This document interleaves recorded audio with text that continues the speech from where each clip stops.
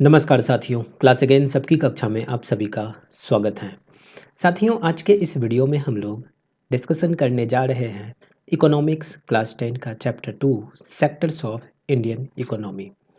आज के इस वीडियो में हम लोग जो ये इकोनॉमिक एक्टिविटीज़ होता है, उन इकोनॉमिक एक्टिविटीज़ को हम लोग अलग अलग सेक्टर में डिवाइड करते हैं, उनके ऊपर डिटेल में डिस्कशन करेंगे। बोर्ड एग्ज़ाम के लिए ये काफ़ी ज़्यादा इम्पोर्टेंट चैप्टर रहने वाला है और साथ में अदर कॉम्पिटिटिव एग्ज़ाम्स की तैयारी करने के लिए भी जो बेसिक होता है इकोनॉमिक्स का, उनके लिए भी काफ़ी ज़्यादा इम्पोर्टेंट रहने वाला है। तो आप सभी लोग हमारे साथ बने रहिएगा। चैनल पर नए हैं तो चैनल को सब्सक्राइब कर लीजिएगा और साथ में बेल आइकन को भी क्लिक कर दीजिएगा। साथ में अपने साथियों के साथ इस चैनल को भी शेयर कर दीजिएगा। तो चलिए हम लोग शुरू करते हैं सेक्टर्स ऑफ इंडियन इकोनॉमी, जो कि इकोनॉमिक्स क्लास 10 का चैप्टर नंबर 2 है। तो sectors of the Indian economy देखने से पहले हम लोग सबसे पहले ये समझते हैं कि what are the sectors of economic activities. Economic activities का कौन कौन सा सेक्टर हो सकता है। इन पिक्चर्स को अगर आप सभी लोग देख सकते हैं तो गौर करके देखिए कि इन पिक्चर्स में क्या हो रहा है। You will find that people are engaged in various economic activities. अलग अलग इकोनॉमिक एक्टिविटीज़ में यहाँ लोग लगे हुए हैं। कुछ लोग यहाँ पर गुड्स को प्रोड्यूस कर रहे हैं, कुछ लोग सर्विसेज को प्रोड्यूस कर रहे हैं। This activities are happening around us every minute even as we speak. जब हम लोग बात कर रहे हैं उस समय भी इस तरह की एक्टिविटीज़ हो रही हैं। तो हम लोग कैसे समझेंगे कि ये एक्टिविटीज़ हैं? How do we understand these activities? इन एक्टिविटीज़ को कैसे समझेंगे? एक तरीका इनको समझने का ये है कि इनको हम लोग ग्रुप कर देते हैं, यानी कि क्लासीफाई कर देते हैं यूजिंग सम इम्पोर्टेंट क्राइटेरिया। कुछ इम्पोर्टेंट क्राइटेरिया को हम लोग यूज़ करके इन इकोनॉमिक एक्टिविटीज़ को हम लोग क्लासीफाई कर देते हैं। और इन्हीं ग्रुप्स को, ये जो अलग अलग ग्रुप्स हमारा बनेगा, यही ग्रुप्स सेक्टर कहलाता है, यानी कि इकोनॉमिक एक्टिविटीज़ का सेक्टर कहलाता है। ठीक है, आई होप समझ में आ गया होगा। जैसे कि यहाँ पर ये समथिंग लग रहा है कि पेपर वाला है, तो पेपर वाला सर्विसेज प्रोवाइड कर रहा है। यहाँ ब्रिक किल्न है, यानी कि ब्रिक बन रहा है इस जगह पे। यहाँ पर ये महिला कपड़े बेच रही हैं और यहाँ पर कुछ महिलाएं एग्रीकल्चरल फील्ड में काम कर रही हैं। तो इस तरह से कुछ न कुछ सिमिलरिटीज़ होती हैं अलग अलग सेक्टर्स में। तो उन्हीं सिमिलरिटीज़ को हम लोग, उन्हीं क्राइटेरिया को हम लोग यूटिलाइज़ करके इनको यानी कि ये जो अलग अलग इकोनॉमिक एक्टिविटीज़ हैं उनको हम लोग ग्रुप कर देते हैं, अलग अलग ग्रुप बना देते हैं। और जब ये ग्रुप बन जाता है तो इन इकोनॉमिक एक्टिविटीज़ का अलग अलग, यानी कि यही ग्रुप जो है सेक्टर कहलाता है। और हम लोग इस तरह से कह सकते हैं कि ये जो इकोनॉमिक एक्टिविटीज़ हैं, इन इकोनॉमिक एक्टिविटीज़ को मेनली 3 सेक्टर्स में हम लोग डिवाइड किए हुए हैं। ये 3 सेक्टर कौन कौन से हैं? पहले को हम लोग प्राइमरी सेक्टर कहते हैं, उसके बाद हमारा सेकेंडरी सेक्टर होता है और फिर हमारा टर्शियरी सेक्टर होता है। प्राइमरी सेक्टर में मूल रूप से हम लोग एग्रीकल्चर को रखते हैं। यहाँ जो नेचुरल गुड्स होते हैं, नेचुरल गुड्स का प्रोडक्शन होता है। तो प्राइमरी सेक्टर हम लोग थोड़ा सा और डिटेल में समझते हैं। We begin by looking at different kinds of economic activities. There are many economic activities. There are many activities that are undertaken by directly using natural resources. बहुत सारे ऐसे एक्टिविटीज़ हैं जिसमें डायरेक्टली नेचुरल रिसोर्सेज को utilise किया जाता है। For example, अगर कॉटन का कल्टीवेशन देखें तो it takes place within a crop season. एक क्रॉप सीजन में ये कॉटन का कल्टीवेशन हो रहा होता है। For the growth of cotton plant, we depend mainly but not entirely on the natural factors. Cotton plant के ग्रोथ के लिए हम लोग मेनली डिपेंड करते हैं कुछ नेचुरल फैक्टर्स के ऊपर, जैसे कि रेनफॉल हो गया, जैसे कि सनशाइन हो गया, क्लाइमेट हो गया। इन सभी नेचुरल फैक्टर्स के ऊपर हम लोग डिपेंड करते हैं। And the product of this activity जो है, यानी कि ये जो कॉटन का कल्टीवेशन हुआ, कॉटन प्लांट से हमें प्रोडक्ट के रूप में क्या मिला? कॉटन मिला, जो कि एक नेचुरल प्रोडक्ट है। ठीक है, तो यहाँ पर क्या हुआ कि हम लोग नेचर के ऊपर डिपेंडेंट रहे, नेचुरल फैक्टर्स के ऊपर डिपेंडेंट रहे और हमें एक नेचुरल प्रोडक्ट मिला। Similarly, in the case of activities like dairy, we are dependent on the biological processes of the animals and availability of fodder etc. यहाँ पर जो डेयरी में जो हमें प्रोडक्ट मिला वो मिल्क के रूप में मिला और मिल्क भी नेचुरल प्रोडक्ट है। सिमिलरली मिनरल्स और ओर्स की बात करें तो ये भी नेचुरल प्रोडक्ट्स हैं। तो when we produce goods by exploiting natural resources, जब कभी भी हम लोग गुड्स को प्रोड्यूस करते हैं नेचुरल रिसोर्सेज को एक्सप्लॉइट करके, तो हम लोग ये कहते हैं कि ये प्राइमरी सेक्टर की एक्टिविटीज़ हुई हैं। ठीक है, तो हम लोग क्या बोले कि जब प्रोड्यूस होता है गुड्स का by exploiting natural resources, it is an activity of primary sector. तो अब सवाल ये है कि ये प्राइमरी क्यों है ना, वही प्राइमरी प्राइमरी इसलिए क्योंकि it forms the base for all the other products that we subsequently make, है ना। ये प्राइमरी इसलिए हैं क्योंकि ये एक तरह से बेस का काम करता है, बाकी दूसरे प्रोडक्ट्स के लिए बेस का काम करता है ना। जैसे कि ये जो मिल्क है, मिल्क नेचुरल प्रोडक्ट है, मिल्क प्राइमरी सेक्टर की एक्टिविटीज़ के थ्रू हम लोग को मिला एज ए प्रोडक्ट। मिल्क को जब हम लोग यूज़ करते हैं कुछ दूसरे प्रोडक्ट को बनाने में, तो मिल्क जो है वो बेस का काम किया। तो इसीलिए डेयरी हो गया, फिशिंग हो गया, फॉरेस्ट्री, है ना, ये सारे क्या हो जाएंगे, ये सारे हो जाएंगे प्राइमरी सेक्टर के एक्टिविटीज़। ठीक है, तो why this sector is known as primary sector because it forms the base for all the products that we subsequently make. Since most of the natural products we get are from agriculture, dairy, fishing, forestry, इसीलिए this sector is also called agriculture and related sector. तो primary sector को हम लोग agriculture sector या related sector भी कहते हैं, agriculture and related sector भी कहते हैं या फिर प्राइमरी सेक्टर भी कहते हैं, क्योंकि यहाँ पर नेचुरल गुड्स का प्रोडक्शन होता है। आई होप समझ में आ गया होगा प्राइमरी सेक्टर। इसके बाद आ जाता है सेकेंडरी सेक्टर। सेकेंडरी सेक्टर में क्या होता है, ये गुड्स को मैन्युफैक्चर करता है। ठीक है, it covers activities in which natural products are changed into other forms through ways of manufacturing. Manufacturing के थ्रू नेचुरल प्रोडक्ट्स को चेंज किया जाता है, एक दूसरे प्रोडक्ट में बनाया जाता है, that we associate with the industrial activity. और ये हमारा अगला स्टेप होता है आफ्टर प्राइमरी, है ना। यहाँ पर क्या हुआ, जो प्रोडक्ट था प्राइमरी सेक्टर का उन्हीं को यूटिलाइज किए, यूटिलाइज करके इंडस्ट्रीज़ में उनको मैन्युफैक्चर किए और एक नए प्रोडक्ट्स को बनाए, है ना।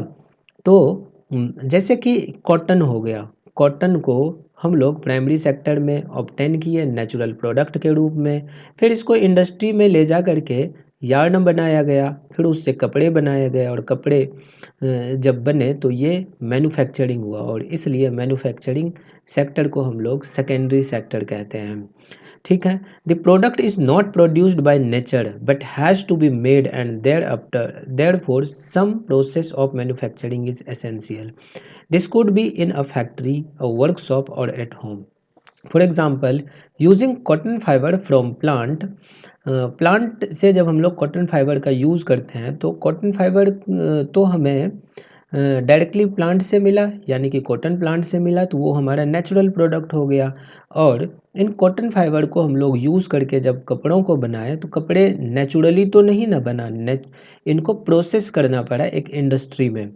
तो इंडस्ट्री में जब हम इनको प्रोसेस किए तो प्रोसेस करने के बाद हमें एक नए तरह का प्रोडक्ट बना। जब हम लोग इसको यार्न बनाए, यार्न बना करके फिर उससे क्लोथ को बनाए, क्लोथ को वीव किए, तो इस तरह से हमें एक नेचुरल प्रोडक्ट से क्या मिला, इंडस्ट्रीज़ में प्रोसेस करने के बाद एक नए तरह का प्रोडक्ट मिला।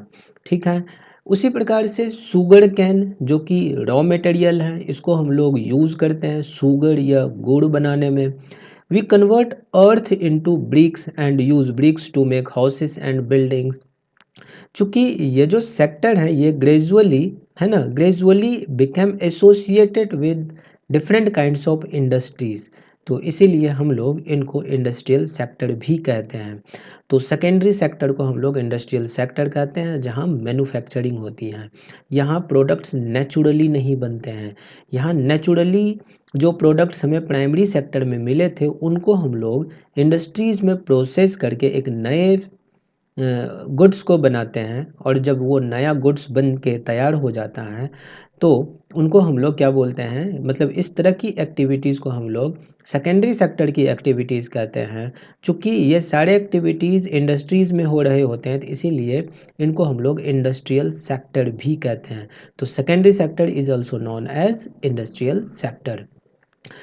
प्राइमरी और सेकेंडरी के बाद एक तीसरा कैटेगरी भी है, थर्ड कैटेगरी ऑफ एक्टिविटीज़, जो टर्शियरी सेक्टर के अंडर आता है and is different from the above two. ये दोनों जो प्राइमरी और सेकेंडरी सेक्टर था, इनसे बिल्कुल अलग हैं।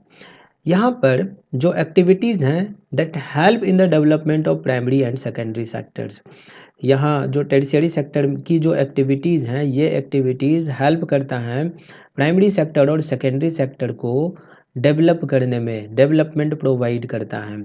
ठीक है, तो this activities by themselves do not produce a good. ये एक्टिविटीज़ जो होती हैं टर्शियरी सेक्टर में, ये कोई गुड्स प्रोड्यूस नहीं करता है, but they are an aid. ये एक तरह से मदद है, या फिर एक तरह से सपोर्ट है फॉर द प्रोडक्शन प्रोसेस, है ना। फॉर एग्जांपल, जैसे कि जो गुड्स प्रोड्यूस हुआ प्राइमरी और सेकेंडरी सेक्टर में, that would need to be transported by trucks or trains and then sold in the wholesale or retail shop। यानी कि जो प्रोडक्ट्स सेकेंडरी सेक्टर में बना, उन सेकेंडरी सेक्टर्स के प्रोडक्ट को मार्केट में बेचने की ज़रूरत होगी, तो इसके लिए कुछ लोगों की ज़रूरत होगी, ट्रांसपोर्टेशन की ज़रूरत होगी। तो यहाँ जो लोग इन्वॉल्व होंगे जिस तरह की एक्टिविटी को, उनको हम लोग सर्विस कहते हैं, यानी कि सर्विस प्रोवाइड करने का काम कर रहा है। उसी प्रकार से प्राइमरी सेक्टर में जो प्रोडक्ट्स बने, नेचुरल प्रोडक्ट्स जो हमें मिले, नेचुरल गुड्स जो हमें मिले, उन्हें इंडस्ट्रीज़ तक पहुंचाने के लिए ट्रांसपोर्टेशन की ज़रूरत होगी, है ना। तो ये जो ट्रांसपोर्टेशन प्रोवाइड करने वाला जो सर्विसेज हैं, तो ट्रांसपोर्टेशन प्रोवाइड करना एक सर्विस है, जैसे कि ट्रक्स के थ्रू हो सकता है, ट्रेन के थ्रू हो सकता है, या फिर मार्केट में इन्हें बेचने का काम हो सकता है, किसी रिटेल शॉप में, होलसेल शॉप में इन्हें बेचने का काम हो सकता है। ऐसी भी ज़रूरत हो सकती है कि it may be necessary to store this in godowns, है ना। We also may need to talk to others over telephone, या फिर हमें लेटर्स भेजने पड़ सकते हैं, पैसे उधार लेने पड़ सकते हैं फ्रॉम दी बैंक्स, जैसे कि बैंकिंग चैनल हो गया, ताकि प्रोडक्शन प्रोसेस को और ज़्यादा स्मूथ बनाया जा सके, ट्रेड को और ज़्यादा स्मूथ बनाया जा सके। तो बैंकिंग हो गया, ये सारे एक्टिविटीज़ जो हैं एक तरह से सर्विस प्रोवाइड करने का काम कर रहा है। तो इसीलिए चूंकि ये एक्टिविटी सर्विस को जनरेट करता है रादर देन गुड्स, इसीलिए इस सेक्टर को हम लोग सर्विस सेक्टर कहते हैं। तो this sector is also called service sector, यानी कि टर्शियरी सेक्टर हमारा सर्विस सेक्टर हो गया। तो टर्शियरी सेक्टर में क्या हो जाता है, सर्विस प्रोवाइड करने का काम करता है। ये हेल्प करता है to develop goods of other sector, जैसे प्राइमरी और सेकेंडरी सेक्टर। सेकेंडरी सेक्टर, ये सर्विस सेक्टर में इट अल्सो, यानी कि यहाँ जो हम लोग प्राइमरी सेक्टर देखें, सेकेंडरी सेक्टर देखें और टर्शियरी सेक्टर देखें। प्राइमरी सेक्टर को हम लोग एग्रीकल्चर सेक्टर भी कहेंगे, सेकेंडरी सेक्टर को इंडस्ट्रियल सेक्टर भी कहेंगे, और टर्शियरी सेक्टर हमारा सर्विस सेक्टर कहलाता है। Service sector also include some essential services but that may not directly help in the production of goods। Service sector में कुछ ऐसे सर्विसेज भी इन्वॉल्व हैं जो डायरेक्टली हेल्प नहीं करता है in the production of goods, जैसे कि हमें टीचर्स की ज़रूरत हो सकती है, हमें डॉक्टर्स की ज़रूरत हो सकती हैं, those who provide personal services such as washerman, barbers, cobblers, lawyers and people to do administrative and accounting works.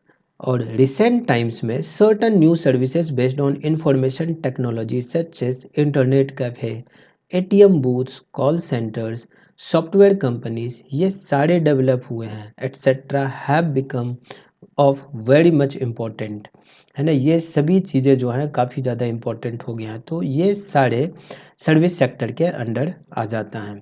तो economic activities though are grouped into three different categories are highly interdependent. तो ये एक दूसरे के ऊपर जो है interdependent हैं।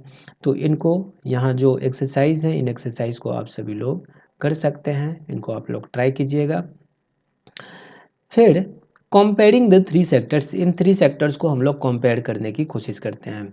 ये जो देखो वेरियस प्रोडक्शन एक्टिविटीज़ हैं in the primary secondary and tertiary sector produces a very large number of goods and services, ठीक है। Also the three sector have a large number of people working in them, यहाँ बहुत सारे लोग काम कर रहे होते हैं ताकि गुड्स को प्रोड्यूस किया जा सके, सर्विसेज को प्रोड्यूस किया जा सके। अब अगला स्टेप है to see how much goods and services are produced and how many people work in its sector, है ना। यहाँ पर कितने गुड्स और सर्विसेज प्रोड्यूस हुए, कितने सारे लोग यहाँ पर काम कर रहे हैं।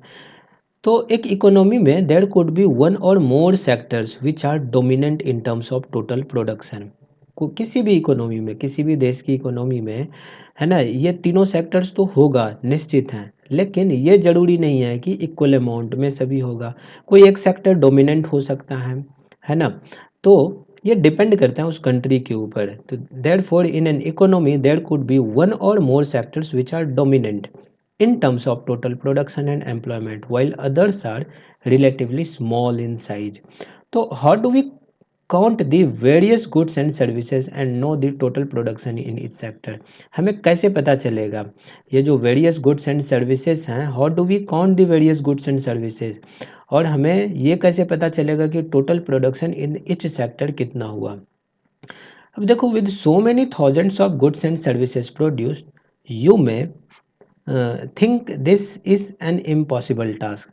ये इम्पॉसिबल टास्क ऐसा लग सकता है कि ये काफ़ी ज़्यादा इम्पॉसिबल टास्क हैं, क्योंकि बहुत सारे गुड्स और सर्विसेज प्रोड्यूस हो रहे होते हैं। Not only would the task be enormous, you might also wonder how we can add up cars and computers and nails and furniture, it won't make sense. ऐसा संभव, असंभव लग सकता है ना। और अब सभी लोग सच भी, मतलब एक तरह से क्या बोलेंगे कि ठीक ही दिशा में सोच रहे हो। लेकिन to get around this problem economist suggest that the value of goods and services should be used rather than adding up the actual numbers. अब देखो इकोनॉमिस्ट लोगों का क्या कहना है कि अब इतने सारे गुड्स एंड सर्विसेज के के जो वैल्यूज़ हैं उनको हम लोग ऐड कर देंगे, और उनको ऐड करने से हमें एक्चुअल नंबर्स मिल जाएगा। मान लेते हैं if 10,000 kg of wheat is sold at 20 rupees पर kg, तो वैल्यू यहाँ पर 2 लाख हो गया। उसी प्रकार से value of 500 coconut at 15 rupees पर coconut will be 75,000। Similarly value of goods and services in the three sectors are calculated. जैसे ये टोटल वैल्यू हो गए ना, तो इन वैल्यूज़ को जैसे हम लोग कैलकुलेट किए, वैसे ही इन थ्री सेक्टर्स के जो इकोनॉमिक एक्टिविटीज़ हैं उनके वैल्यूज़ को हम लोग कैलकुलेट कर लेते हैं और उसके बाद ऐड कर लेते हैं। तो कैलकुलेशन और एडिशन के बाद हमें एक ओवरऑल टोटल वैल्यू मिल जाता है, और टोटल वैल्यू ही हमें टोटल प्रोडक्शन प्रोवाइड करता है in each sector. Remember there is one precaution one has to take, एक प्रिकॉशंस की भी ज़रूरत होती है। वो क्या है? नॉट एवरी गुड और service that is produced and sold needs to be counted. जितने भी गुड्स हैं या जितने भी सर्विसेज हैं, प्रत्येक गुड्स एंड सर्विसेज को हमें काउंट करने की ज़रूरत नहीं होती है। तो फिर किसको काउंट करेंगे? हम लोग काउंट करेंगे जो फाइनल गुड्स एंड सर्विसेज तैयार हुए। It makes sense only to include the final goods and services. जो फाइनल गुड्स एंड सर्विसेज हैं उनको काउंट करना ही एक सेंस बनाता है। फॉर एग्जांपल हम लोग देखते हैं कि एक फार्मर है जो अपने व्हीट को बेचता है to a flour mill for 20 rupees पर kg, ठीक है। व्हीट को यानी कि गेहूं को बेचा फ्लोर मिल में, फ्लोर मिल में मिल ने उन्हें ग्राइंड किया, ग्राइंड करके उन्हें फ्लोर बनाया, ठीक है। Wheat and sells the flour to the biscuit company for 25 rupees पर kg। अब देखो किसान जो है, किसान ने गेहूं को बेचा मिल मालिक को, मिल वाले ने उन्हें ग्राइंड किया और 25 रुपये पर केजी के हिसाब से उन्होंने बिस्किट कंपनी को बेच दिया। बिस्किट कंपनी ने इन फ्लोर को यूज़ किया, कुछ ऑयल्स यूज़ किया, कुछ शुगर यूज़ किया, है ना। फिर पैकेट्स बनाया उन्होंने और पैकेट्स बना करके बिस्किट को उन्होंने बेच दिया।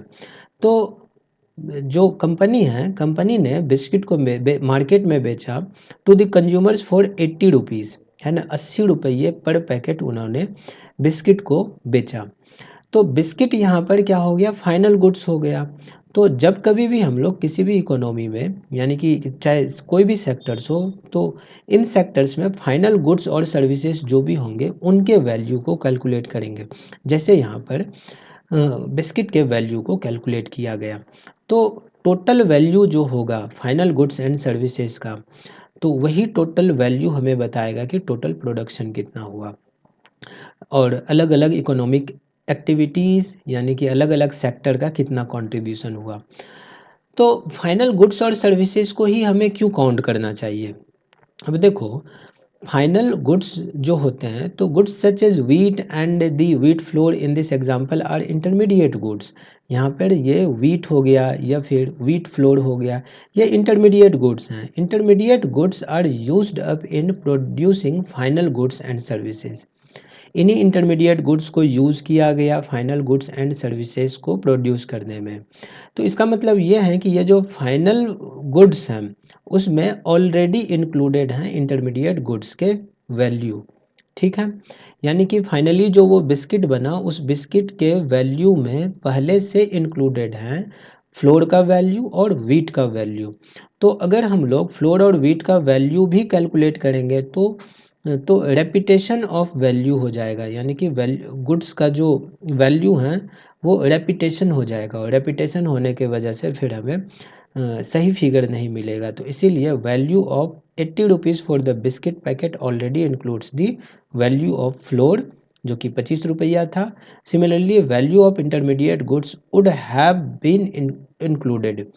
To count the value of flour and wheat separately is therefore not correct because then we would be counting the value of same things a number of times, है ना। एक ही चीज़ का वैल्यू जो है कई बार हम लोग काउंट कर रहे होंगे और इससे हमारा कैलकुलेशन गड़बड़ हो जाएगा।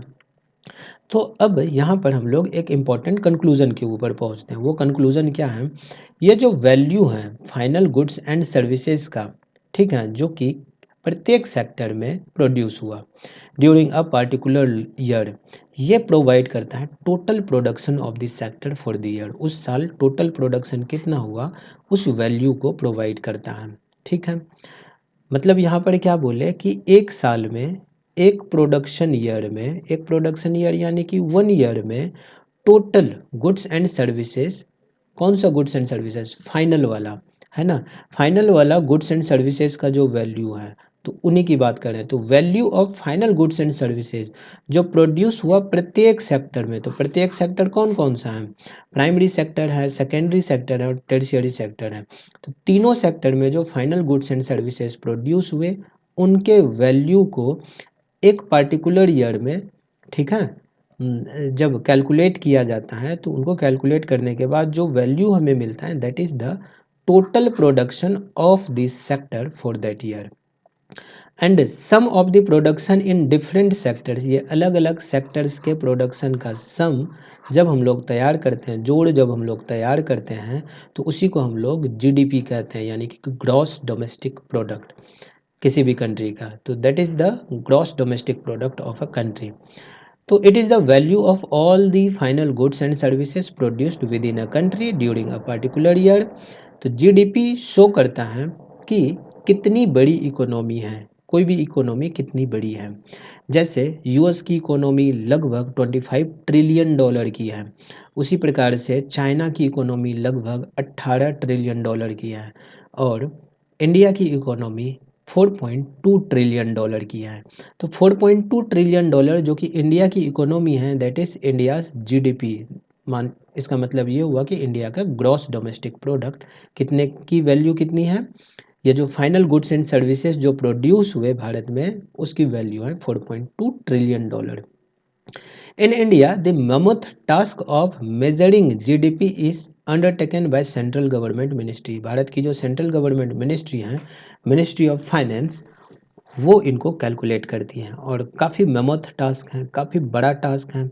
Ministry with the help of various government department of all the Indian states and the union territories collect information related to total volume of goods and services and their prices and then estimates the GDP।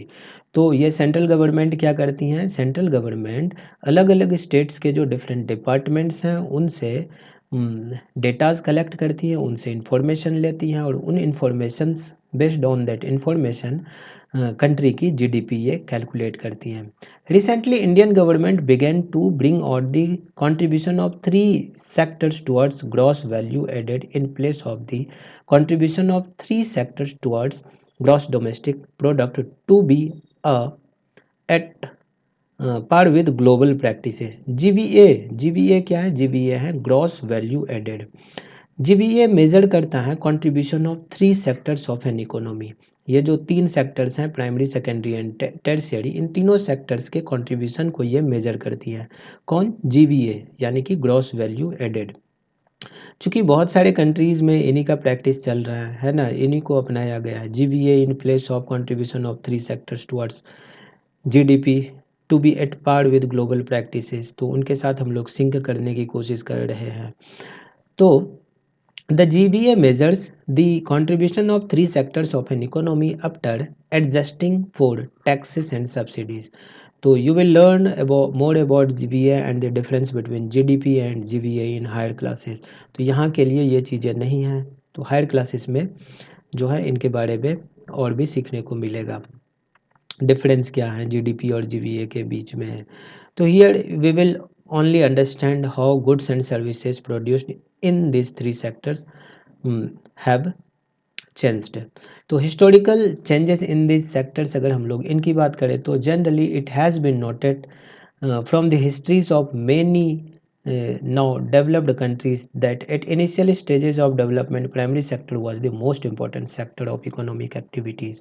अगर हम लोग किसी भी country की बात करें, चाहे आज के समय वो डेवलप्ड कंट्रीज ही क्यों ना हो, चाहे यूएस हो, यूरोप के कंट्रीज़ हो, कोई भी कंट्रीज़ हो, शुरुआत में उनकी जो इकोनॉमी है, उनकी इकोनॉमी का जो जो जो इम्पोर्टेंट सेक्टर रहा था, मोस्ट इम्पोर्टेंट सेक्टर उनकी इकोनॉमी का जो रहा था, that was the primary sector in their initial stages, primary stages में, है ना। As the methods of farming changed and agriculture sector began to prosper, it produced much more food than before.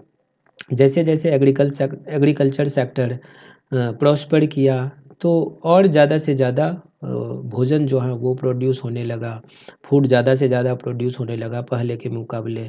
Many people could not take up other activities, अब दूसरे activities में बहुत सारे लोग लगने लगे। तो there were increasing number of craft persons and traders, है ना, क्राफ्ट पर्सनस हो गए, ट्रेडर्स हो गए, इनकी संख्या बढ़ने लगी। बाइंग सेलिंग एक्टिविटीज़ बढ़ने लगा, है ना। It increased to many times, तो बहुत सारे लोग जो हैं अलग अलग इकोनॉमिक एक्टिविटीज़ में लग गए। तो और इसके अलावा there were also transporters, administrators, army, है ना। तो बहुत सारी चीज़ें, जैसे जैसे ट्रेड बढ़ने लगा तो और भी बहुत सारी चीज़ें बढ़ने लगी। तो however at this stage most of the goods produced were natural products from the primary sector and most people were also employed in this sector only। तो इकोनॉमिक एक्टिविटीज़ तो बढ़ ही रही थी और इकोनॉमिक एक्टिविटीज़ में बहुत सारे लोग भी अब इन्वॉल्व होने लगे, है ना। और जब बहुत सारे लोग इन्वॉल्व होने लगे तो प्राइमरी सेक्टर भी ग्रो करने लगा और इसके साथ साथ में सेकेंडरी और टर्शियरी सेक्टर भी ग्रो करने लगा over a long time, more than 100 years, है ना। Specially because new methods of manufacturing were introduced, factories came up with started factories came up and started expanding. अब क्या हुआ कि बहुत, है ना, लंबा समय ही लगा इनको डेवलप होने में, लेकिन जैसे जैसे फिर फैक्ट्रीज वगैरह सब आने लगे तो गुड्स वगैरह सबका मैन्युफैक्चर होने लगा। पीपल अब यहाँ पर भी इंगेज होने लगे, यहाँ पर भी अब काम करने लगे। Those people who had earlier worked on farms now began to work in factories in large numbers, है ना, they were forced to do so as you read in history chapter. People began to use many more goods that were produced in factories at cheap rates. और उसके बाद secondary sector gradually became the most important in the total production and employment. और इस प्रकार से over time a shift had taken place. जैसे जैसे समय बीता तो ये एम्प्लॉयमेंट सिनेरियो में हमें शिफ्ट देखने को मिलता है. और this means that the importance of this sector had changed. तो समय के साथ जो है किसी भी सेक्टर का इम्पोर्टेंस जो है वो चेंज होने लगा. यानी कि जो प्राइमरी सेक्टर पहले मोस्ट इम्पॉर्टेंट सेक्टर हुआ करता था, अब सेकेंडरी सेक्टर इम्पॉर्टेंट होने लगा, है ना. इसके बाद in the past 100 years there has been a further shift from secondary to tertiary sector in developed countries.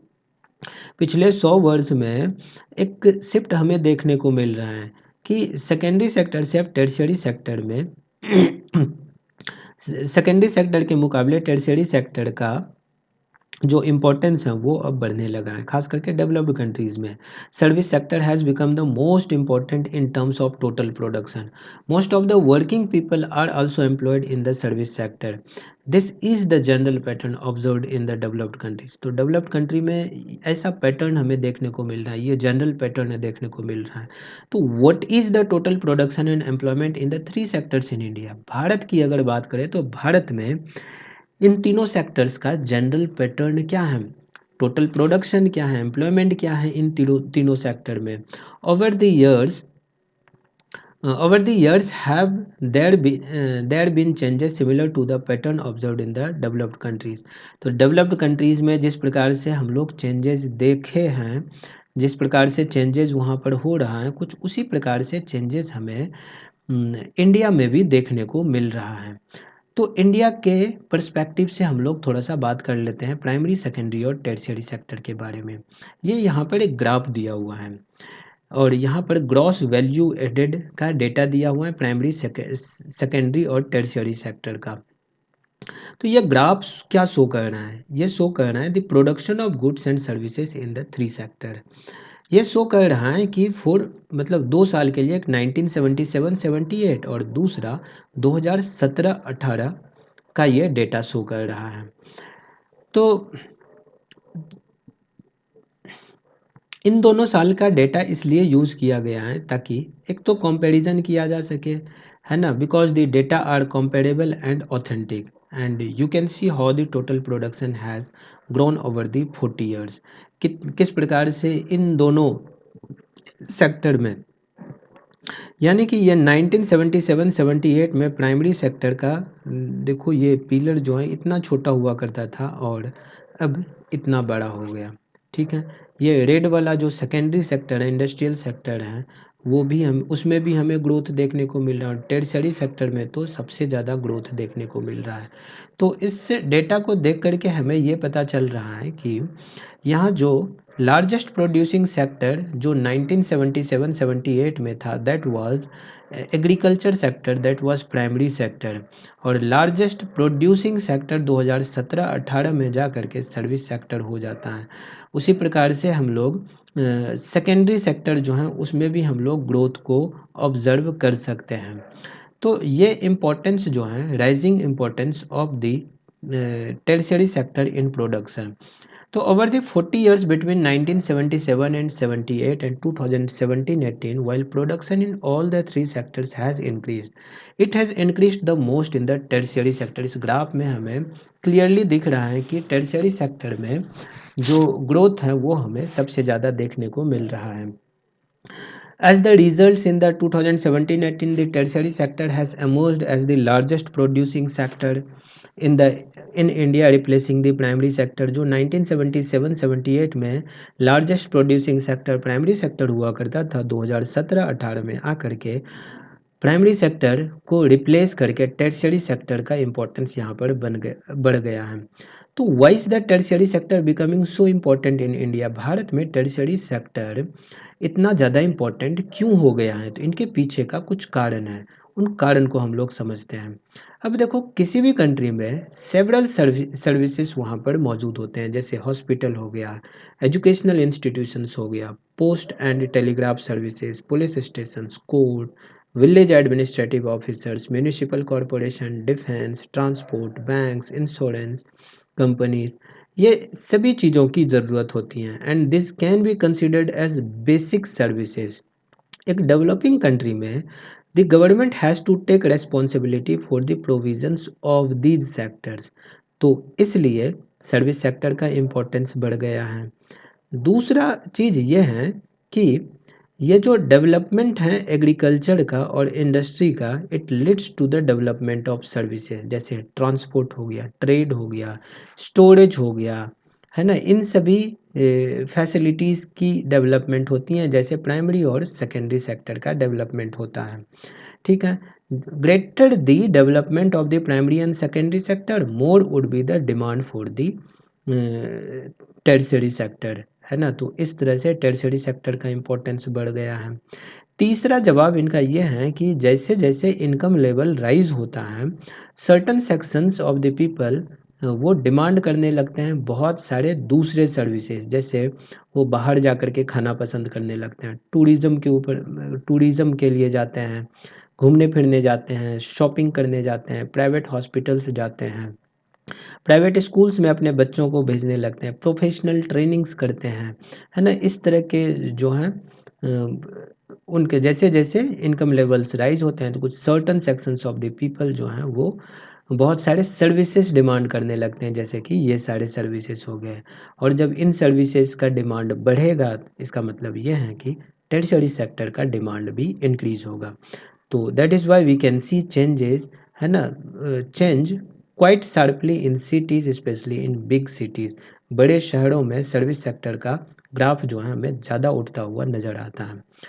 चौथा कारण ये हो सकता है कि पिछले कुछ दशक से सर्टन न्यू सर्विसेज, जैसे कि those based on information and communication technology, have become important and essential. तो production of this services has been rising rapidly, और इनके बारे में हम लोग आगे चौथा वाले चैप्टर में डिटेल में डिस्कशन करने वाले हैं कि किस तरह से सर्विस सेक्टर उस ग्रो हुआ और क्या कारण रहा इनके एक्सपेंशन का। तो ये सब कुछ कारण था जिस वजह से सर्विस सेक्टर का ग्राफ जो है पिछले 40-50 वर्षों में हमें कुछ ज़्यादा ही राइज करते हुए दिख रहा है, और इस तरह से सर्विस सेक्टर का प्रोमिनेंस जो है वो बढ़ता हुआ हमें दिख रहा है, जैसे कि एक डेवलप्ड कंट्रीज़ में दिखा था।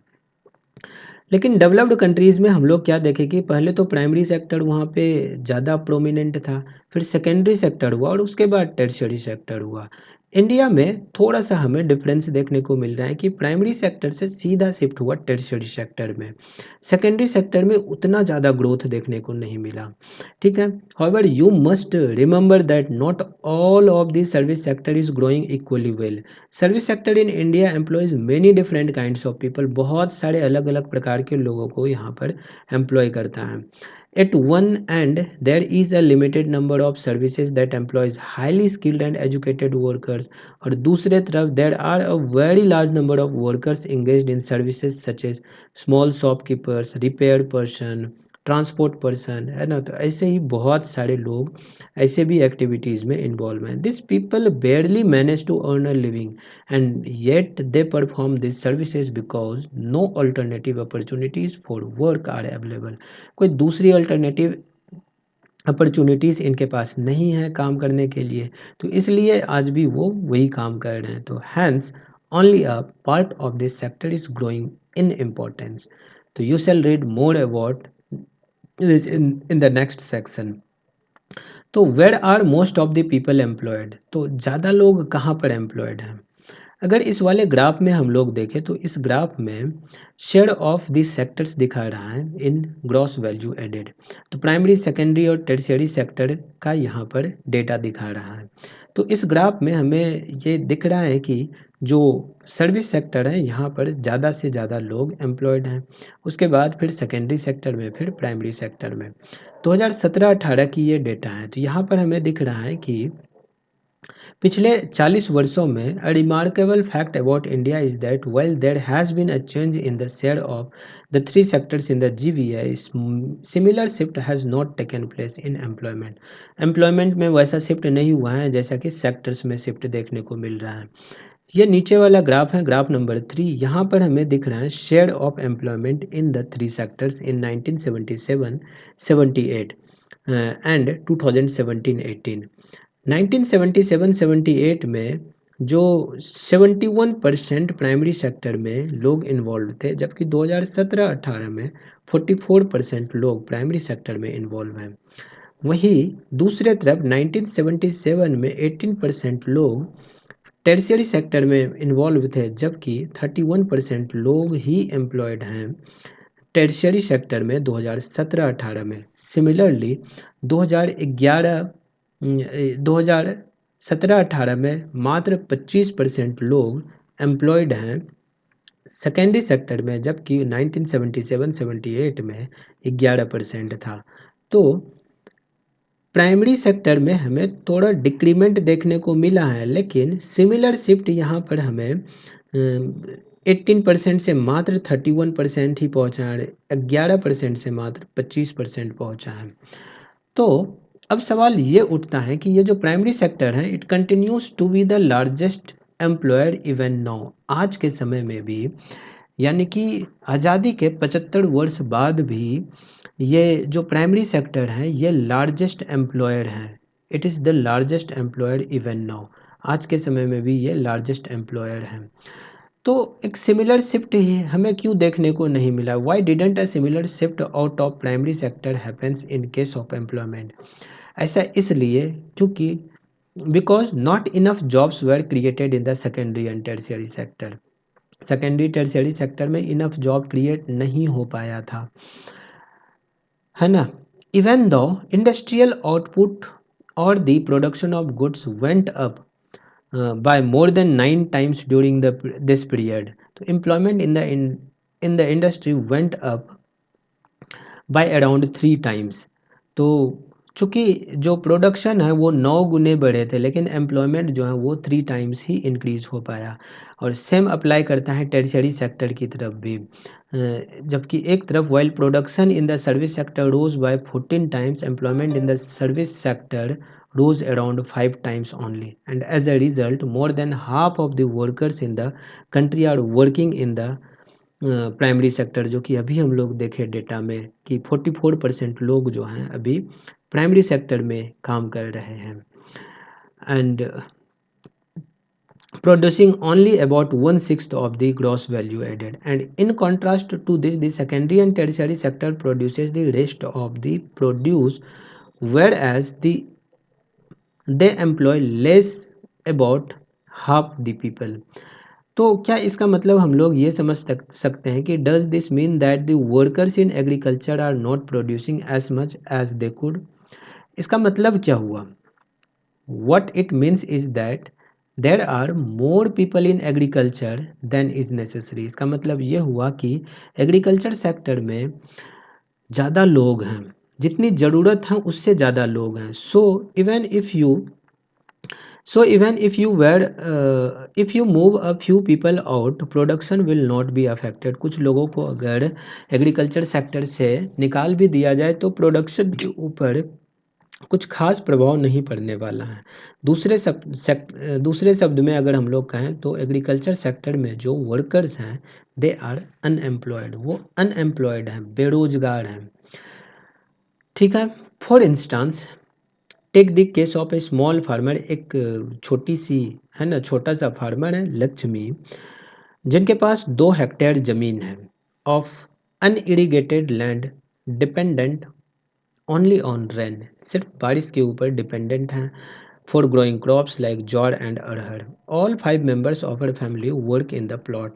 उनके परिवार में 5 लोग मौजूद हैं जो कि उस खेत में काम करते हैं और सालों भर काम करते हैं। लेकिन क्यों? They have nowhere else to go for work. कहीं भी उन्हें, है ना, काम करने के लिए जाने की ज़रूरत नहीं पड़ती है। You will see that everyone is working non ripens ideals. और इस परिवार में दिखेगा कि 5 लोग काम कर रहे हैं, and but in actual fact their labour efforts get divided. Actually क्या हो रहा है कि यहाँ 5 लोगों का जो एफर्ट है वो बस डिवाइड हो रहा है, and each one is doing some work. लेकिन कोई भी यहाँ पर फुल्ली एम्प्लॉयड नहीं है। तो इसी तरह का सिचुएशन जो है ना, इस तरह का सिचुएशन अनएम्प्लॉयमेंट कहलाता है, जहाँ लोग अपेरेंटली काम करता हुआ दिखता है but all of them are made to work less than their potential. उनकी जितनी पोटेंशियल होती है उन पोटेंशियल से कम वो काम कर रहे होते हैं।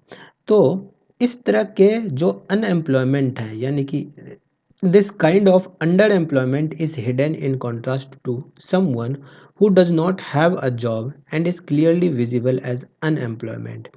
ठीक है, और इस तरह से यानी कि हम लोग यहाँ पर क्या देखें इस कहानी में कि 5 लोग हैं और पांचों लोग एक खेत में काम कर रहा है, काम करता हुआ दिख रहा है but they are not actually employed, है ना। वो अपने पोटेंशियल के अनुसार काम नहीं कर रहे हैं। अगर उन 5 लोगों में से 4 लोग नहीं भी होंगे तो खेत की प्रोडक्टिविटी कम नहीं होगी, है ना। तो एक व्यक्ति के पोटेंशियल पे मतलब एक व्यक्ति उस काम को कर सकता है लेकिन 5 लोग मिल के काम कर रहे हैं, बस एफर्ट्स जो हैं वही डिवाइड हो रहा है, प्रोडक्शन के ऊपर इनका कोई फ़र्क नहीं पड़ने वाला है। तो यहाँ पर एक तरह से अंडर एम्प्लॉयमेंट है, अंडर एम्प्लॉयमेंट यहाँ पर हिडन है in contrast to someone who does not have a job and is clearly visible as unemployed. Hence it is also called disguised unemployment. इस तरह के अनएम्प्लॉयमेंट को हम लोग डिसगाइज्ड अनएम्प्लॉयमेंट कहेंगे। Now supposing a landlord Sukhram comes and hire 1 or 2 members of the family to work on his land. So Lakshmi's family is now able to earn some extra income through wages, since you do not need 5 people to look after that small plot। चूँकि 5 लोगों की ज़रूरत नहीं है एक छोटे से plot की देखभाल करने के लिए, तो 2 लोग वहाँ से मूव करके एक सुखराम है जो कि लैंडलॉर्ड हैं, वो अपने खेतों में काम करने के लिए रख लिए। तो काम जब वो करेंगे तो उन्हें कुछ एक्स्ट्रा इनकम होगा। तो in the above example 2 people में move to work in a factory, एक फैक्ट्री में भी वो काम करने के लिए जा सकता है। Once again the earning of the family would increase and they would also continue to produce as much from their land, है ना। प्रोडक्शन तो उतना ही रहने वाला है। तो अब 2 लोग लैंडलॉर्ड के यहाँ काम करने के लिए चले गए, एक्स्ट्रा इनकम होने लगा। 2 लोग किसी फैक्ट्री में काम करने चले गए, प्रोडक्शन जो उस छोटे से खेत से हो सकता था उसके ऊपर कोई प्रभाव नहीं पड़ने वाला है। तो इसी तरह के फार्मर्स लाखों की संख्या में, लक्ष्मी जैसी फार्मर ही लाखों की संख्या में हमारे देश में है। This means that even if we remove a lot of people from agricultural sector and provide them with proper work elsewhere, agricultural production will not suffer। Agricultural production suffer नहीं करेगा। The incomes of the people who take up other work would increase the total family income, है ना। जो बाकी और दूसरे काम में इन्वॉल्व हैं अगर वो उसमें इन्वॉल्व रहते हैं तो उनके एफर्ट्स से टोटल फैमिली इनकम जो है वो इंक्रीज हो सकता है। This underemployment can also happen in other sectors as well. दूसरे सेक्टर में भी अंडर एम्प्लॉयमेंट हो सकता है। For example there are thousands of casual workers in the service sector in urban areas who search for daily employment. They are employed as painter, plumbers, repair person and other doing odd jobs, है ना। ऐसे ही अलग अलग तरह के काम करने वाले शहरों में बहुत सारे लोग हैं। Many of them don't find work every day। बहुत सारे लोगों को रोज काम नहीं मिलता है। And similarly, we see other peoples of the service sector on the street pushing a cart selling something where they may spend the whole day but earn a very little। एक ठेला गाड़ी ले लिया, गली मोहल्ले में घूम रहा है ना। पूरा दिन घूमने के बाद बहुत ही कम पैसे वो अर्न करते हैं। They are doing this work because they do not have any better opportunity. किसी तरह का बेटर अपॉर्चुनिटी उनके पास नहीं है, कोई काम नहीं है उनके पास, इसलिए वो ऐसा काम कर रहे हैं। अगर कोई काम होता तो they would have moved to that kind of work जहाँ पर उन्हें ज़्यादा इनकम हो रहे होते, है ना। तो हाउ टू क्रिएट एम्प्लॉयमेंट, तो इस मतलब अभी जो ये हम लोग सिनारियो देखे इस तरह का सिचुएशन इस देश में है। अगर वहाँ से लोगों को निकाल करके एम्प्लॉयमेंट अपॉर्चुनिटी प्रोवाइड की जाए तो तो उन सेक्टर्स का कंट्रीब्यूशन, यानी कि सर्विस सेक्टर का कंट्रीब्यूशन या प्राइमरी सेक्टर सेकेंडरी सेक्टर का कंट्रीब्यूशन जो है इकोनॉमी में और ज़्यादा बढ़ सकता है। ठीक है।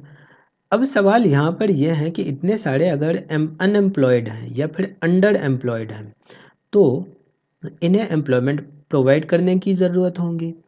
तो how to create more employment, हम लोग ज़्यादा से ज़्यादा एम्प्लॉयमेंट कैसे प्रोवाइड कर सकते हैं। अब इन डिस्कशन से we can see that there continues to be considerable underemployment in agriculture sector में बहुत सारा अंडर एम्प्लॉयमेंट हैं। There are also people who are not employed at all, और बहुत सारे लोग ऐसे भी हैं जो एम्प्लॉयड नहीं हैं, अनएम्प्लॉयड हैं। तो in what veg can one increase employment for people. तो हम लोग एक एग्जांपल से इनको समझने की कोशिश करते हैं। ये जो लक्ष्मी एक छोटी सी किसान थी, इनके बारे में हम लोग अभी ऊपर देखें। तो in the case of Lakshmi with her 2 hectares plot of unirrigated land, the government can spend some money or banks can provide a loan। तो यहाँ पर क्या हो सकता है, सरकार थोड़े हेल्प प्रोवाइड कर सकते हैं, थोड़े पैसे खर्च कर सकते हैं, और या फिर बैंक्स जो हैं थोड़े लोन प्रोवाइड कर सकते हैं। एक कुआं बनाया जा सकता है फॉर फैमिली, ताकि ज़मीन को जो है इरिगेट किया जा सके। Lakshmi will then be able to irrigate her land. इसके बाद क्या होगा, उनके जो 2 हेक्टेयर भूमि है उनको फिर पानी की सुविधा हो जाएगी, तो फिर वो इरिगेट कर पाएंगे। अब जो वो क्रॉप, मतलब वहाँ पर अब वो अलग अलग तरह के क्रॉप्स को अब कल्टीवेट कर सकती हैं, व्हीट लगा सकती हैं रबी सीजन में, है ना, एक दूसरा क्रॉप भी लगाया जा सकता है। तो अलग अलग तरह के क्रॉप्स वहाँ पर लगाए जा सकते हैं। Let us suppose that 1 hectare of wheat can provide employment to 2 people for 50 days। अगर ऐसा मान लिया जाए कि 1 हेक्टेयर ज़मीन 2 व्यक्ति को 50 दिन के लिए रोज़गार प्रोवाइड कर सकता है, और इस रोज़गार में 50 डेज़ में सोइंग हो गया, वाटरिंग हो गया, फर्टिलाइज़र एप्लीकेशन हो गया, हार्वेस्टिंग हो गया, ये सारी चीज़ें हो गई। तो 2 members of the family can be employed in her on field. तो वो जो 5 मेंबर्स थे, 5 में से 2 लोग जो हैं उन लोगों को रोजगार तो अपने ही खेत में मिल गया। Now suppose a new dam is constructed and canals are dug to irrigate many such farms. है ना, अब मान लेते हैं कि गवर्नमेंट की मदद से, सरकार की मदद से कैनाल्स बनाए जा रहे हैं, बनाए जाए, नए डैम्स बनाए जाए, तो वहाँ पर लोगों को काम मिल जाएगा। This could lead to a lot of employment generation within the agriculture sector itself, reducing the problem of underemployment. तो यहाँ पर बहुत सारे जॉब्स का क्रिएशन होगा, और ये जो अंडर एम्प्लॉयमेंट वाला जो प्रॉब्लम है, इस प्रॉब्लम से भी निजात पाया जा सकता है, यानी कि इनका सॉल्यूशन निकल सकता है। अब मान लेते हैं कि जो ये लक्ष्मी थी और जो दूसरे फार्मर हैं produce much more than before, पहले से अब ज़्यादा प्रोडक्शन उनके पास होने लगा, क्योंकि इरिगेशन की सुविधा हो गई, है ना। तो अब उनके पास ज़्यादा प्रोडक्शन होने लगा। तो अब वो क्या करेंगी, अपने ज़रूरत के हिसाब से वो अपने घर में कुछ अनाज को रख लेंगी, स्टॉक करके रख लेंगी, और जो बाकी एक्स्ट्रा अनाज बचा, she will sell in the market. They would also need to sell some of this, है ना। तो वो जो अनाज उन्होंने प्रोड्यूस किया उनको सेल करने की ज़रूरत होगी, और जब सेल करने की ज़रूरत होगी तो बाज़ार जाना पड़ेगा। बाज़ार जाने के लिए ट्रांसपोर्ट की सुविधा चाहिए, है ना, ट्रांसपोर्ट की ज़रूरत होगी। तो may be required to transport their products to a nearby town। if the government invest some money in transportation में अगर कुछ पैसे सरकार खर्च करे, तो कहाँ खर्च करेंगे, तो रोड्स को बनाने में, better rural roads so that mini trucks can reach everywhere, है ना। तो सेवरल फार्मर्स जैसे लक्ष्मी हैं या फिर और भी दूसरे फार्मर जो हैं, उन्हें मार्केट का एक्सेस मिल जाएगा। Who have no access to water can continue to grow and sell this crops. तो इस तरह से ये जो अलग अलग एक्टिविटीज़ हैं, this activity can provide productive employment to not just farmers but also others such as those in services like transport or trade। Lakshmi's need is not confined to water alone। To cultivate the land, ज़मीन को cultivate करने के लिए, है ना, she also needs seeds, fertilisers, agricultural equipments and pump sets to draw water, pump set की ज़रूरत होगी, एग्रीकल्चरल इक्विपमेंट चाहिए, है ना, फर्टिलाइज़र चाहिए, सीड्स चाहिए, बहुत सारी चीज़ों की ज़रूरत होगी। चूँकि वो गरीब हैं, she can not afford many of this, so she will have to borrow money from moneylenders, moneylender से उन्हें पैसे उधार लेने पड़ेंगे। और मनी लैंडर से अगर पैसे उधार लेने होंगे तो फिर वो हाई रेट ऑफ इंटरेस्ट पर उन्हें पैसे देंगे। तो इन चीज़ों के लिए अगर लोकल बैंक्स उन्हें क्रेडिट प्रोवाइड करें एक रीजनेबल रेट ऑफ इंटरेस्ट पे, तो she will be able to buy all of these in times and cultivate her land. इसका मतलब ये हुआ that along with water we also need to provide cheap agriculture credit to the farmers for farming to improve। तो इनके बारे में money and credit के बारे में नेक्स्ट वाले चैप्टर में हम लोग डिटेल में डिस्कशन करेंगे। तो यहाँ पर जो लक्ष्मी है जो कि एक गरीब किसान है, उन्हें पैसों की ज़रूरत होगी, तो अगर लोकल बैंक्स उन्हें क्रेडिट प्रोवाइड करे रीजनेबल रेट ऑफ इंटरेस्ट पे, तो इससे एक फ़ायदा ये होगा कि लक्ष्मी जैसी छोटी किसान जो हैं वो मनी लेंडर के चंगुल से बच पाएंगी, हाई रेट ऑफ इंटरेस्ट से वो बच पाएंगी, और फिर वो रीजनेबल रेट ऑफ इंटरेस्ट पर कल्टीवेशन कर पाएंगी और फिर वो रीपे भी कर सकती हैं। और कुछ तरीका हो सकता है by which we can tackle this problem. वो कैसे हो सकता है? Is to identify, promote and locate industries and services in semi rural areas. Semi rural areas में हम लोग प्रमोट करेंगे, लोकल इंडस्ट्रीज़ को प्रमोट करेंगे, लोकल इंडस्ट्रीज़ वहाँ पर लगाएंगे, सर्विसेज प्रोवाइड करेंगे वहाँ पर, है ना। तो उस एरिया को हम लोग थोड़ा सा सर्वेइंग करेंगे, और सर्वे करके ये देखा जाएगा कि उस एरिया में किस तरह के इंडस्ट्रीज़ को सेटअप किया जा सकता है। तो जब इंडस्ट्री सेटअप होगा तो सेकेंडरी सेक्टर भी ग्रो हो गया, और इसके साथ साथ में उस इंडस्ट्री में, छोटे से इंडस्ट्री में कुछ लोग भी एम्प्लॉयड होंगे। तो यहाँ पर भी एम्प्लॉयमेंट जनरेशन का एक अपॉर्चुनिटी दिखता है। For example many farmers decide to grow arhar and chickpea, जिनको कि हम लोग पल्स बोलते हैं, तो पल्स क्रॉप ग्रो करने का उन्होंने डिसाइड किया। तो अगर दाल मिल सेटअप कर दिया जाए उस एरिया में, ताकि, है ना, to procure and process this and sell in the cities is one such example. एक ये तरीका हो सकता है कि कुछ फार्मर्स मिल करके एक दाल मिल को सेटअप कर दिया, और जो दाल वहाँ उगाया जा रहा है, पल्स जो वहाँ कल्टीवेट किया जा रहा है, उसको प्रोसेस करके मार्केट में बेचा जा सकता है। तो एक ये तरीका हो सकता है एम्प्लॉयमेंट जनरेशन का। कोल्ड स्टोरेज को ओपन किया जा सकता है, जो कि फार्मर्स को अपॉर्चुनिटी देगा कि जो उन्होंने प्रोडक्ट्स को प्रोड्यूस किया उनको वहाँ पर कोल्ड स्टोरेज में रखा जा सके, जैसे पोटैटोज़ हो गया, ऑनियन हो गया, and sell them when the price is good. बाद में जब प्राइस थोड़े अच्छे हो गए तो उस समय उन्हें बेचा जा सकता है। उसी प्रकार से विलेजेस में near forest area we can start honey collection centres, जहाँ farmers can come and sell wild honey. And it is also possible to set up industries that produce vegetable that process vegetables and agricultural produce, जैसे कि potato, sweet potato, rice, wheat, tomato, fruits, which can be sold in outside markets, and this will provide employment in industries located in semi rural areas and not necessary in large urban centers। तो इस तरह से जो है बहुत सारे तरीके हैं एम्प्लॉयमेंट जनरेशन का। तो अलग अलग तरीके से in the agriculture sector itself बहुत सारे एम्प्लॉयमेंट का जनरेशन किया जा सकता है। लेकिन एम्प्लॉयमेंट का जनरेशन तभी हो पाएगा जब गवर्नमेंट का इंटरवेंशन होगा, क्योंकि एग्रीकल्चर सेक्टर के डेवलपमेंट के लिए हमें बहुत सारे पैसों की भी ज़रूरत होती है।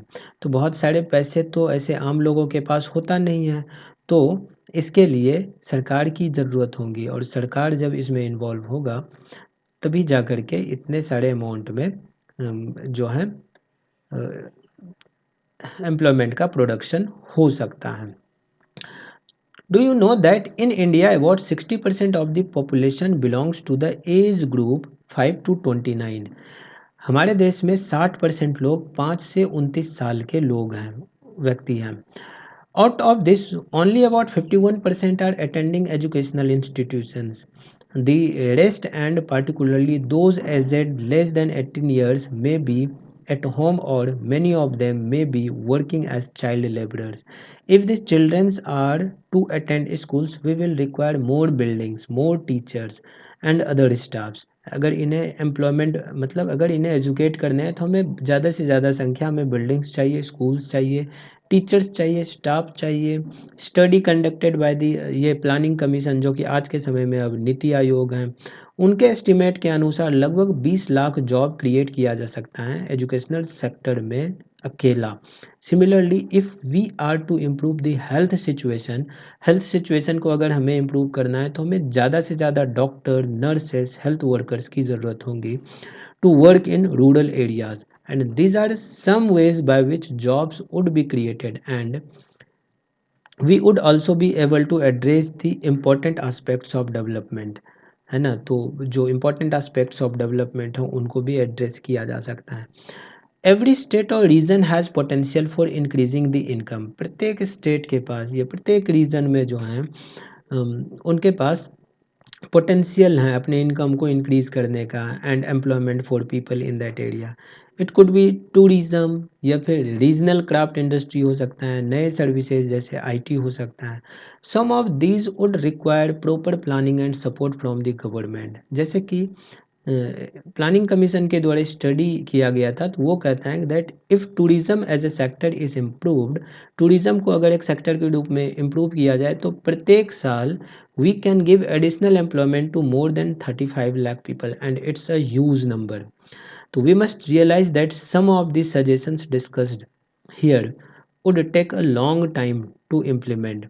जैसे कि short term में we need some quick measures, and recognizing this the central government in India made a law जिनको कि हम लोग implementing the right to work, and in about ऐसे हम लोग कर सकते हैं in about 625 districts in India it is called Mahatma Gandhi national rural employment guarantee act 2005, जिनको कि शॉर्ट में मनरेगा कहते हैं। 2005 में इस एक्ट को लाया गया था। आप लोग कमेंट करके बताएं कि मनरेगा का नाम चेंज किया गया है रिसेंटली, तो इसका नाम क्या है, कमेंट करके बताएं। मनरेगा के अंडर 2005 में all those who are able to and are in need of work in rural areas are guaranteed 100 days of employment in a year by the government। ये मनरेगा के अंडर जो है गांव में रूरल एरियाज़ में guaranteed 100 days work of employment जो है एक साल में उन्हें प्रोवाइड किया जाता है, और अब इनको बढ़ा करके 120 दिन भी कर दिया गया है। If the government fails its duty to provide employment it will give unemployment allowance to the people. अगर सरकार उन्हें रोज़गार नहीं दे पाती हैं तो अनएम्प्लॉयमेंट अलाउंस उन्हें देंगी। तो this type of work that would in future help to increase the production from land will be given preference under the act। तो इस तरह से मनरेगा एक्ट को भी लाया गया है। अब आगे हम लोग नेक्स्ट टॉपिक के ऊपर आते हैं, division of sectors as organised and unorganised sector. एक एग्जांपल लेते हैं, है ना। लेट अस एग्जामिन वेदर, यहाँ पर कांता है, कमल है, ये अलग अलग एग्जाम्पल हैं, तो इन एग्जाम्पल्स के थ्रू हम लोग समझने की कोशिश करेंगे। तो another way of classifying activities in the economy is, वो क्या हो सकता है, ऑर्गेनाइज्ड और अनऑर्गेनाइज्ड सेक्टर हो सकता है। This looks at the way people are employed. What are their conditions of work? Are there any rules and regulations that are followed as regard their employment? तो इसको हम लोग एग्जामिन करते हैं। पहले दो केस को देखते हैं, कांता और कमला का। कांता एक ऑफिस में काम करती हैं, वो ऑफिस जाती हैं, 9:30 बजे जाती हैं, 5:30 बजे शाम में वापस आती हैं। She gets her salary regularly at the end of every month. In addition to the salary, she also gets provident fund as per the rules laid down by the government. She also gets medical and other allowance, medical और दूसरे allowance इन्हें मिलता है। Kanta does not go to office on Sunday, को वो office नहीं जाती हैं, वो उनका पेड हॉलीडे है। When she joined work, जब वो वर्क ज्वाइन की थी, she was given an opportunity she was given an appointment letter stating all the terms and conditions of work. तो ये कांता का केस है। दूसरे तरफ कमल है। कमल इस कांतास नेवर, कमल कांता का नेवर हैं। वो डेली वेज लेबरर हैं एक नियर बाय ग्रोसरी शॉप में। He goes to shop at 7:30 AM in the morning, और रात के 8 बजे वो वापस आता है। ठीक है। ही गेट्स नो अदर अला, बाकी उनके पास कोई दूसरा अलाउंस नहीं है अपार्ट फ्रॉम वेजेस। उनके he is not paid for the day he does not work, जिस दिन वो काम नहीं करते हैं उस दिन उन्हें पैसे नहीं मिलते हैं। एंड कोई लीव नहीं है उनको, कोई पेड हॉलीडेज़ नहीं है, कोई प्रोविडेंट फंड उन्हें नहीं मिलता है।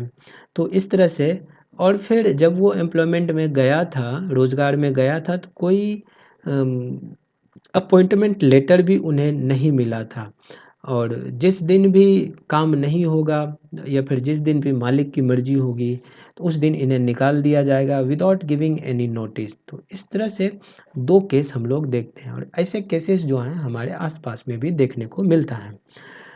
तो यहाँ पर जो कांता है, कांता चूंकि एक ऑफिस में काम करती हैं, तो she works in an organised sector, वो ऑर्गेनाइज्ड सेक्टर में काम करती हैं। तो दोनों के बीच में जो डिफरेंसेस हैं, that is the difference between organised and unorganised sector. तो ऑर्गेनाइज्ड सेक्टर कवर करता है एंटरप्राइजेस और places of work where the terms of employments are regular and therefore people have assured work, लोगों के पास एज्योर्ड वर्क होता है, वो रजिस्टर्ड होती हैं गवर्नमेंट से, and have to follow the rules and regulations which are given in various laws, जैसे कि फैक्ट्रीज एक्ट हो गया, minimum wages act, payment of gratuity act, shops and establishment act. तो इन एक्ट से वो रेगुलेटेड होता है। तो इट इज़ कॉल्ड ऑर्गेनाइज्ड क्योंकि it has some formal processes and procedures, and क्योंकि ये इसमें कुछ फॉर्मल प्रोसेस हैं, प्रोसीजर्स हैं, and some of this people may not be employed by anyone but may work on their own, but they too have to register themselves with the government and follow the rules and regulations। उसी प्रकार से workers in the organised sector enjoy security of job, यहाँ पर job security है, और fix number of hours वो काम करते हैं, and if they work more they have to be paid overtime by the employer, and they also get several other benefits from the employers, employer से और भी दूसरे बेनिफिट्स मिलते हैं उन्हें। ये बेनिफिट्स क्या हैं? दे गेट पेड लीव्स, उन्हें पेड लीव्स मिलता है ना। जो हॉलीडे होता है, तो हॉलीडेज़ के भी उन्हें पैसे मिलते हैं, पेमेंट मिलता है हॉलीडेज़ के दौरान, प्रोविडेंट फंड होता है, ग्रेचुइटी होता है, and they are suppose to get medical benefits as well. Under the laws the factory manager has to ensure facilities, जैसे drinking water facilities, safe working environment होना चाहिए, और जब वो रिटायर्ड होते हैं तो वर्कर्स को पेंशन भी मिलता है। दूसरी तरफ कमल, जो कि अनऑर्गेनाइज्ड सेक्टर में काम करता है, इनका कैरेक्टरिस्टिक्स अगर हम लोग देखें तो unorganised sector is characterised by small and scattered units which are largely outside the control of the government. Mostly ये गवर्नमेंट के कंट्रोल के बाहर होता है, and there are rules and regulations but these are not followed, rules and regulations हैं लेकिन follow नहीं किया जाता है।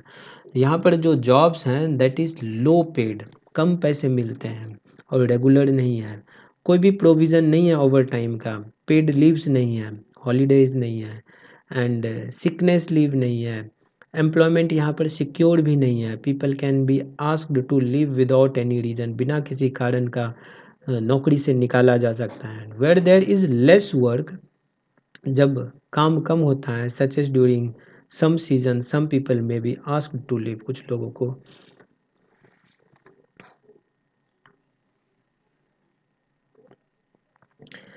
तो अनऑर्गेनाइज्ड सेक्टर में जॉब सिक्योरिटी नहीं है। When there is less work such as during, कुछ सीजन हो सकता है वहाँ पर अगर काम नहीं है तो वहाँ हटाया भी जा सकता है, और ये एक तरह से एम्प्लॉयर के ऊपर डिपेंड करता है। This sector includes a large number of people who are employed on their own doing small jobs such as selling on the street or doing repair work.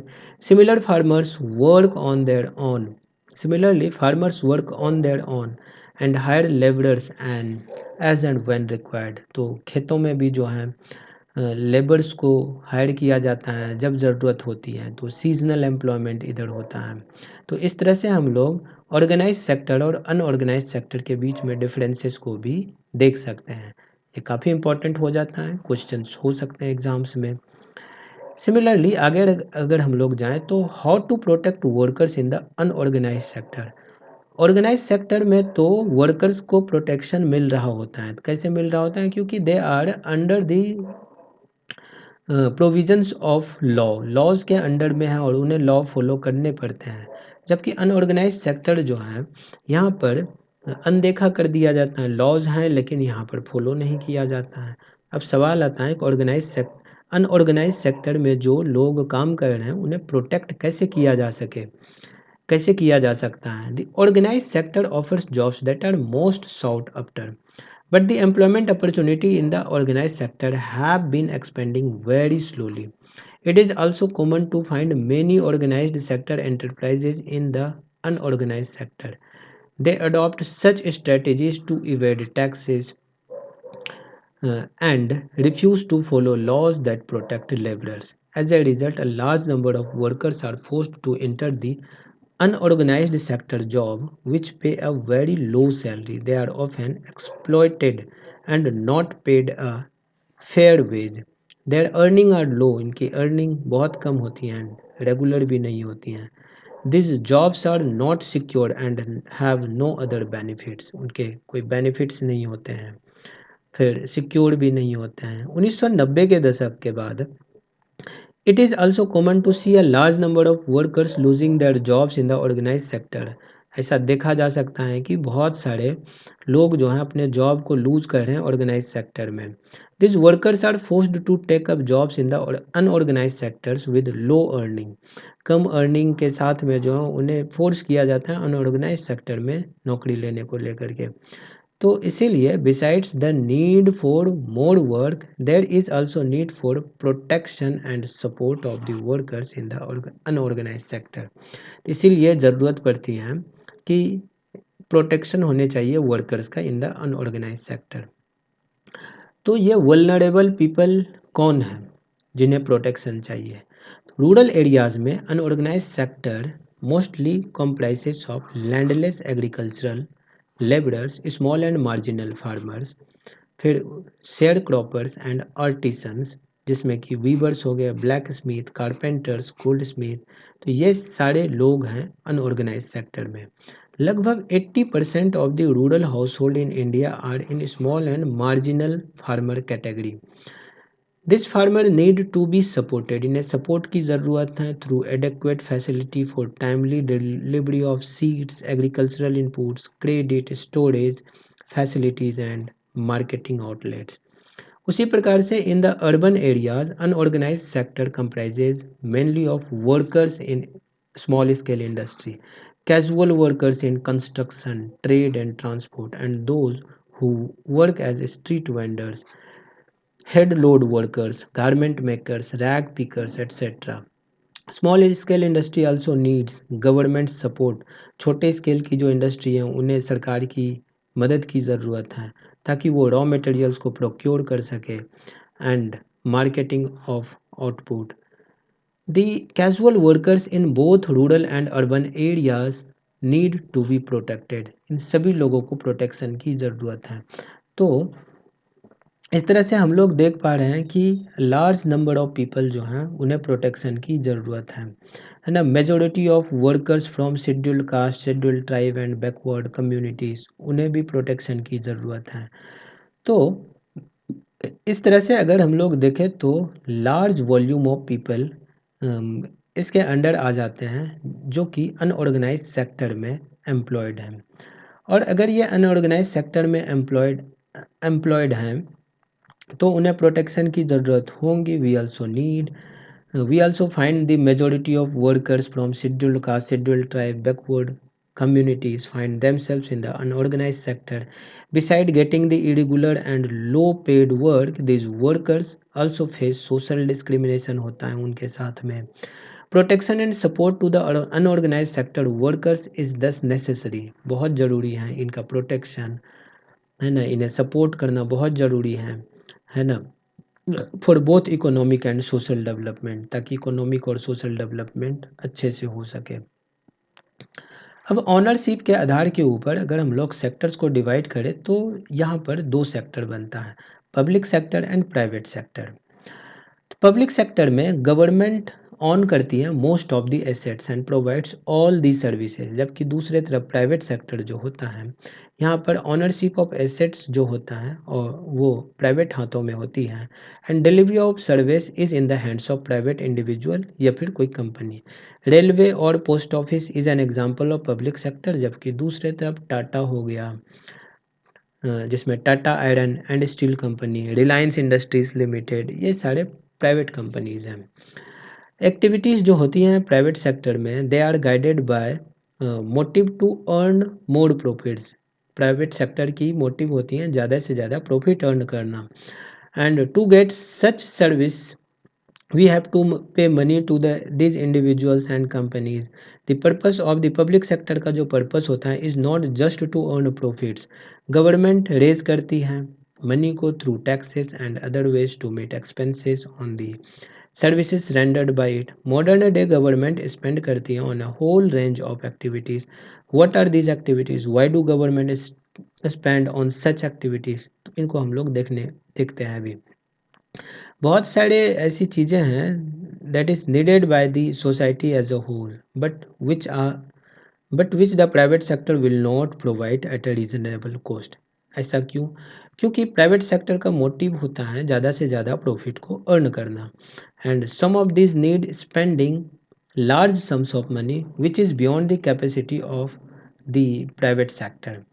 और उसी प्रकार से दूसरे तरफ जो collecting money from thousands of people who use these facilities is not an easy task, and even if they do provide this things they would charge a high rate for their use. और अगर वो यानी कि private companies in कामों को करे भी तो बहुत ज़्यादा रेट जो है उनसे चार्ज कर सकते हैं। For example construction of roads, bridges, railway, harbours, generating electricity, providing irrigation through dams etcetera, इन सब के दाम ज़्यादा हो सकते हैं। तो इसीलिए government have to undertake such heavy spending and ensure that these facilities are available for everyone. There are some activities which the government has to support. कुछ एक्टिविटीज़ हैं जो कि सरकार को सपोर्ट करना होता है। जैसे the private sector may not continue their production और business unless government encourages it. जैसे कि selling electricity at cost of generation may push up the cost of production of goods in many industries. Many units, especially small scale units, might have to shut down, और इसलिए government here steps in by producing and supplying electricity at rates which these industries can afford. Government has to bear part of the cost. सरकार को इनके खर्च देने पड़ते हैं और सरकार को इनका हिस्सा होना पड़ता है। अगर ये यानी कि गवर्नमेंट अगर सपोर्ट प्रोवाइड ना करे तो बहुत सारे छोटे छोटे यूनिट्स हैं, स्मॉल स्केल इंडस्ट्रीज़ हैं, फिर उनका भला नहीं हो पाएगा, वो बंद हो जाएगा। Similarly government in India buys wheat and rice from farmers at a fair price, and this, और ये जो wheat and rice fair price पे जब मिनिमम सपोर्ट प्राइस पे जब इन्हें खरीदती हैं तो इन्हें गोडाउन्स में स्टोर करके रखती हैं और फिर लोअर प्राइस के ऊपर कंज्यूमर्स को इन्हें बेचती हैं थ्रू राशन शॉप, जिनको कि पब्लिक डिस्ट्रीब्यूशन सिस्टम हम लोग कहते हैं। लोअर प्राइस के ऊपर बेचती हैं या फिर अभी तो गवर्नमेंट फ्री में प्रोवाइड करती है। ये जो राशन शॉप है, राशन शॉप से फूड जो है वो फ्री में प्रोवाइड करती हैं गरीब लोगों को, जो बीपीएल फैमिलीज़ हैं उनको, बिलो पॉवर्टी लाइन के जो फैमिलीज़ हैं उनको, ताकि फूड सिक्योरिटी को इम्प्रूव किया जा सके। और इस वाले एक्टिविटी को कोई भी प्राइवेट कंपनीज नहीं करना चाहेगी, है ना, क्योंकि यहाँ पर प्रॉफिट मोटिव नहीं है, welfare of the society motive है। तो इसीलिए government has to bear some of the cost, और इस तरह से government supports both farmers and consumers. There are a large number of activities which are the primary responsibility of the government. Government must spend on this. बहुत सारे activities ऐसे हैं जो कि प्राइमरी रिस्पॉन्सिबिलिटी ही है सरकार की, और सरकार को इनके ऊपर मतलब निश्चित रूप से करना ही होता है। जैसे health and education facilities for all, ये एक एग्जांपल हो सकता है। इनके बारे में पहले भी डिस्कशन हो चुका है। इसके बाद running proper schools and providing quality education, particularly elementary education, it is the duty of the government. सरकार की ये ड्यूटी है एलिमेंट्री एजुकेशन प्रोवाइड करना, और फंडामेंटल ड्यूटीज़ हैं, है ना, फंडामेंटल राइट्स हैं हम सभी लोगों की, ये कम से कम primary education, elementary education provide करना। India India size of illiterate population is one of the largest in the world. India में इलिटरेट पॉपुलेशन का साइज़ काफ़ी ज़्यादा है एंड इट इज़ ह्यूज, है ना, तो इसीलिए गवर्नमेंट को यहाँ पर भी स्पेंड करना पड़ता है। Similarly we know that nearly half of India's children are malnourished and a quarter of them are critically ill। और इसके बारे में हम लोग इन्फेंट मोर्टेलिटी रेट से पता कर सकते हैं। इन्फेंट मोर्टेलिटी रेट ओडिशा का 36 है, मध्य प्रदेश का 43, and is higher than some of the poorest regions of the world. And इसीलिए गवर्नमेंट को यहाँ पर इंटरफेयर करने की ज़रूरत होती है। गवर्नमेंट को ऐसे रीजन में अटेंशन प्रोवाइड करना चाहिए और करती हैं। And needs to pay attention to aspects of human development, जैसे availability of safe drinking water, housing facility for the poor, and food and nutrition. And it is also duty of the government to take care of the poorest and the most ignored regions of the country through increased spending in such area। तो इस तरह के areas में poor के ऊपर भी खर्च करने की ज़रूरत होती है, which private companies may not do. तो इसलिए सरकार की भी ज़रूरत होती है। ठीक है, तो इस तरह से ये चैप्टर हमारा एंड होता है यहाँ पर। और नीचे कुछ क्वेश्चंस हैं, इन क्वेश्चंस को आप सभी लोग ट्राई कर सकते हैं। यहाँ कुछ मोस्ट इंपॉर्टेंट क्वेश्चन है। अनएम्प्लॉयड और open unemployment and disguised unemployment के बीच में क्या अंतर है? What do you understand by disguised unemployment? हम लोग समझ लिए हैं इनको एग्जाम्पल के थ्रू, जो इनको एक्सप्लेन करना है। तो these are some of the most important questions which may be asked in the exams. तो इसलिए आप सभी लोगों को प्रॉपरली इस अनुसार तैयार रहना है। तो आई होप ये चैप्टर आप सभी लोगों को समझ में आ गया होगा। तो साथियों, मिलते हैं हम लोग नेक्स्ट लेक्चर में, लेक्चर नंबर 3 के साथ। बने रहिएगा हमारे साथ। आज के लिए इस वीडियो में इतना ही। नमस्कार, जय हिंद।